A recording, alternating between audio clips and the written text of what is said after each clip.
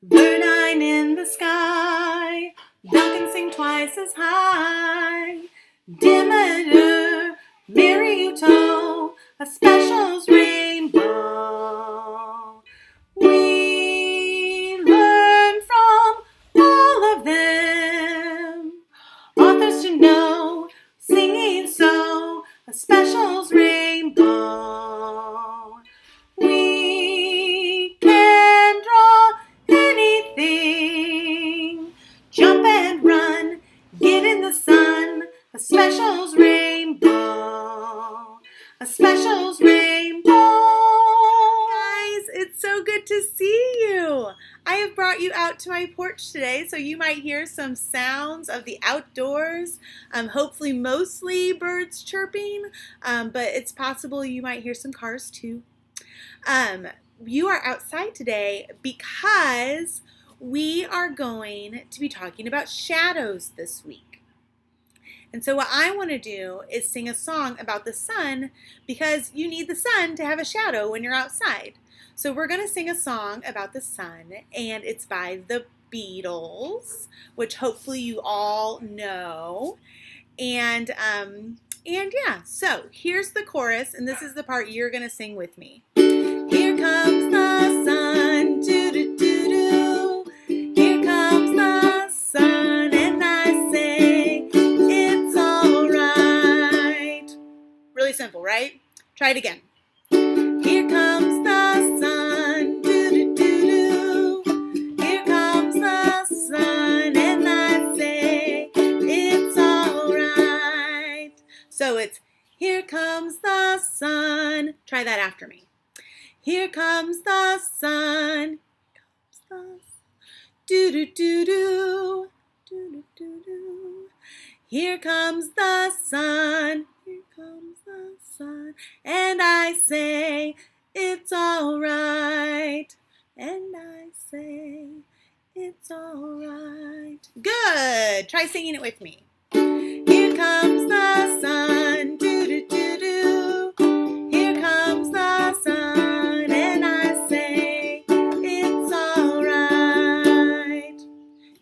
So in this song, there are two parts. There's a verse and there's a chorus. You just learned the chorus. So I am going to sing the verse by myself, and then you are going to sing the chorus with me. And so, yeah, it'll go verse, chorus, verse, chorus, chorus. Cool? Makes sense? Sorry, I was just checking myself. Sometimes we gotta do that, right? All right. I go first with the verse. Little darling, it's been a long, cold, lonely winter. Little darling, it seems like years since it's been here. Sing with me. Here comes the sun. Do-do-do-do. Here comes the sun.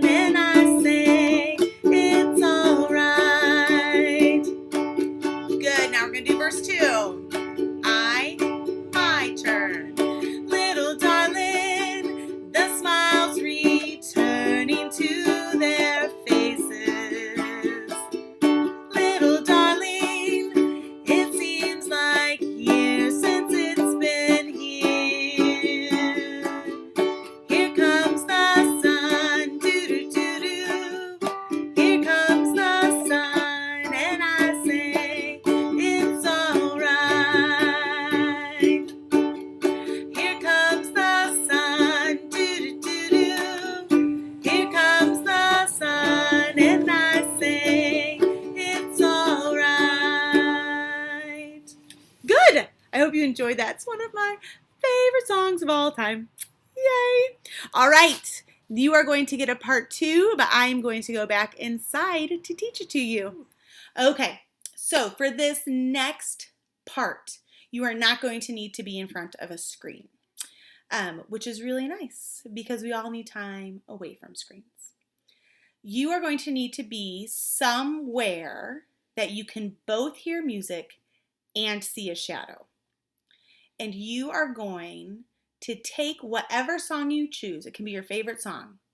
And you are going to take that song and you are going to determine how many parts there are to that song. So Here Comes the Sun had two parts, right? The verse and the chorus. And the song went verse, chorus, chorus. And so for that song, what we would do is you would come up with one shadow pose for the verse and then another shadow pose for the chorus. And whenever they would change, you would change into that shadow pose. So with the song that you choose, if it's a song that's on the radio, more than likely there's probably 2 or 3 parts to it, maybe 4.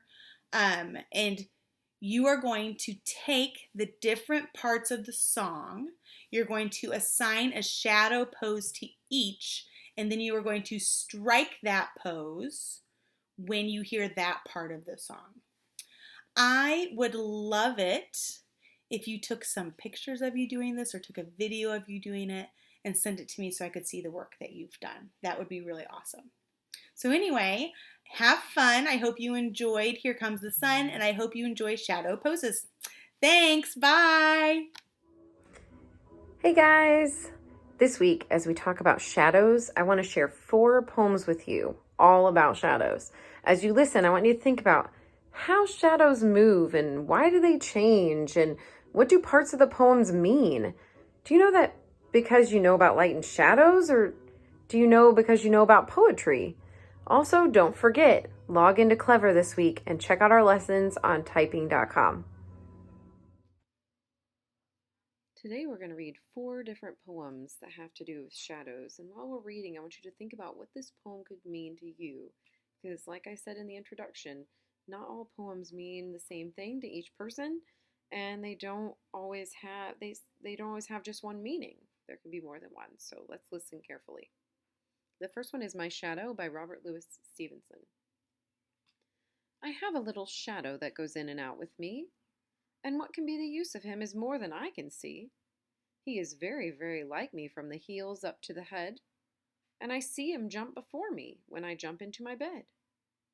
The funniest thing about him is the way he likes to grow, not at all like proper children, which is always very slow.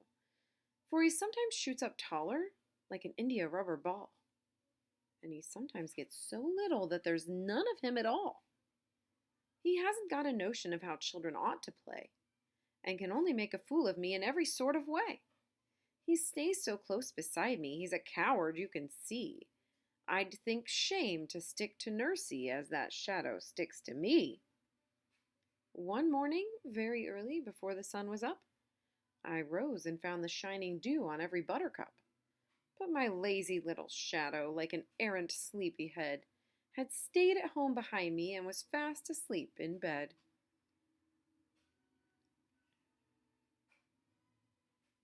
Let's look at another one.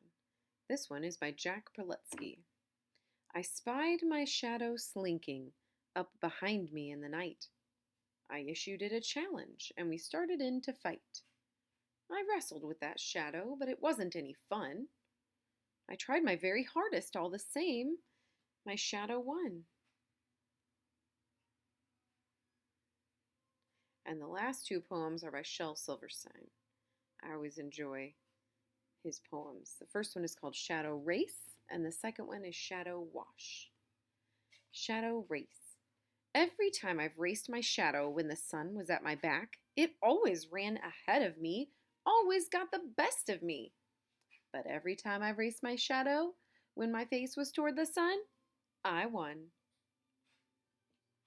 Think about why that is. What do we know about shadows, and why would that be true? And now for Shadow Wash. I've never washed my shadow out in all the time I've had it. It was absolutely filthy, I supposed. And so today I peeled it off the wall where it was leaning and stuck it in the wash tub with the clothes. I put it in soap and bleach and stuff. I let it soak for hours. I wrung it out and hung it out to dry.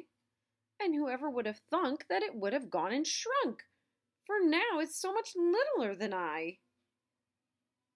I want you to think about why that would have happened as well. Good afternoon, kids.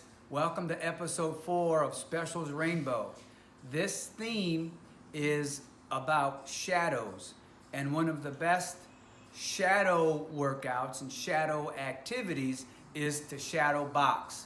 So to demonstrate today is my son Dalton, who's actually taking some introductory boxing courses to kind of lead the way for you. So Dalton, take over and thanks. All right, class.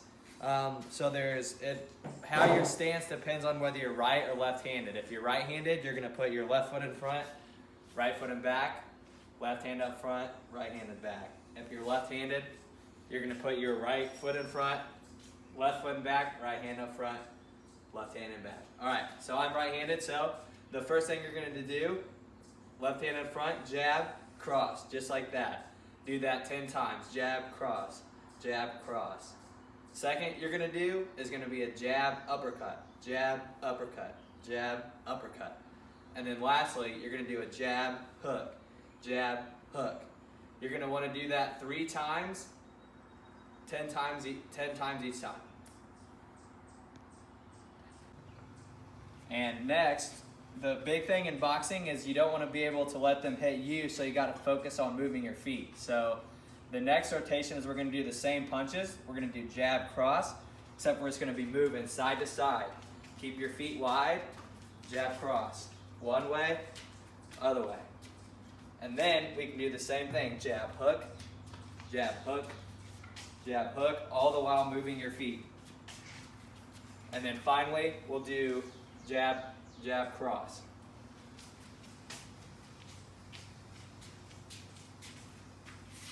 And then the best way to practice moving your feet is to jump rope. And if you have a jump rope, you can do it, but if not, you can just practice like you're doing it. So you can do 2 feet, 1 foot, switch, just like that. But if you don't have a jump rope, that's totally fine. You can just use your arms and act like you're doing it. So once again, 2 feet, 1, switch, boom. Hello! This week for Specials Rainbow, we're talking all about shadows. I know many of you love messing around with shadow puppets when the projector comes on, like these classic bunny ears. Check out my dog. Shadow puppets can be simple or very complex. Shadow puppetry is an ancient form of storytelling and entertainment and is considered the oldest form of puppetry. The evidence of shadow puppet theater is found in both ancient Chinese and Indian texts and is now popular in various cultures among both children and adults all around the world. It can be very intricate with many details like these in which the shadow puppeteers use flat, cut-out figures that are held between a source of light and a translucent screen to tell stories. The puppet itself is a work of art. Puppetry is not the only way artists use shadows.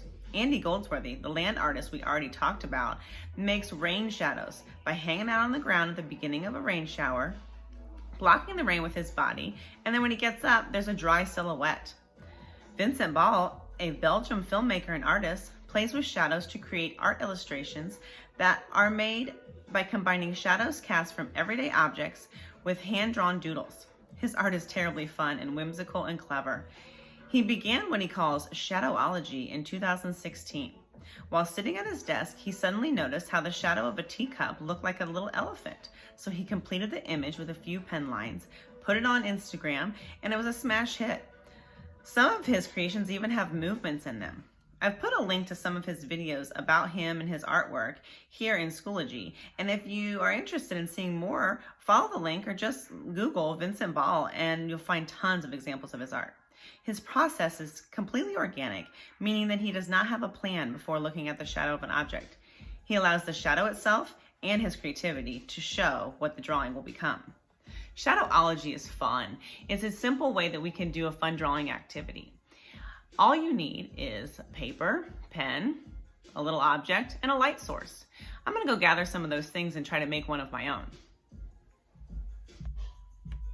All right, we're back. I found some various things around my house that are going to make some hopefully decent, interesting shadows. Found a light source, got some drawing materials and paper. That's all you need. Let me see, okay. So I was really into Smurfs as a kid. So just like our artist we looked at, I have no idea what this might become. But as I turned Grumpy Smurf there, I'm seeing something. I am seeing something, and it's reminding me of my dad. I'm turning a little bit more. He is, oh, it's hard though. This is a hard thing to do because as you go to start writing it, you cover up your shadow. That's hard to tell.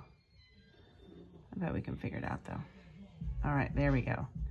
So to me, that was looking like an airplane, the wing, maybe some of those bits off in the air to show the movement lines. That marker is dying, so I'm gonna get a better looking one so we can actually see it in the camera. Boom. If I wanted to add to it, I could, you know, make some clouds in the sky. Again, it's kind of hard. I could move that now, and then I'd have to just put it back in the right spot, which definitely takes a minute.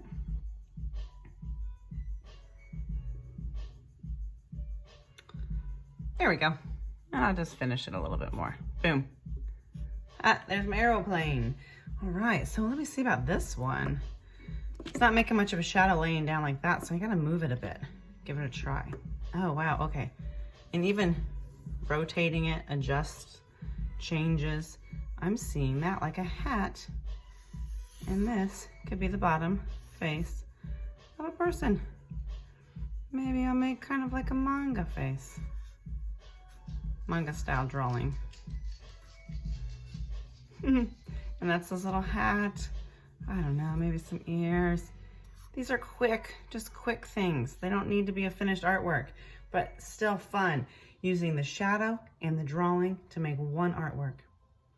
All right, I hope you guys have some fun doing this. And if you wanted to afterwards, you could add, you know, if you have crayons or markers, things like that, you could add color to really develop the artwork, or just play around again, have some fun. Grab other things. I'm just finding stuff randomly now next to me. Change it around, see what you see. Get creative and have fun. I hope you had fun learning a little bit more about how shadows can be used in art, and maybe even creating some of your own artworks inspired by shadows.